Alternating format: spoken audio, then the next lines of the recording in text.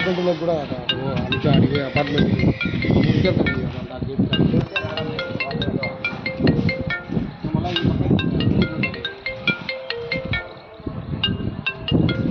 నగరంలోని 48వ division రామరాజుపల్లిలోని SBI కాలనీలో దళిత హక్కుల పోరాట సమితిగా పరిశీలించడం జరుగుతుంది. ఎందుకంటే ఇది పూర్తిగా ఆఫీసర్స్ ఉండే కాలనీ. ఈ కాలనీలో ప్రధాన రోడ్డు పైన పీస్ ఇంటర్నేషనల్ స్కూల్ కూడా ఇక్కడే ఉంది. దాదాపు 300 నుంచి 400 మంది చిన్నపిల్లలు ఈ డ్రైనేజ్ వాటర్లో పూర్తిగా నడుస్తూ వెళ్ళిపోవడం జరుగుతుంది.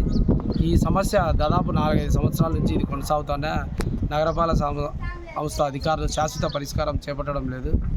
ఇప్పటికే వర్షం రాలేదు వారం నుంచి, కానీ రోడ్లపైన పాచి పెట్టి రోడ్లపైన మురికి నీరంతా చేరి ఉంది.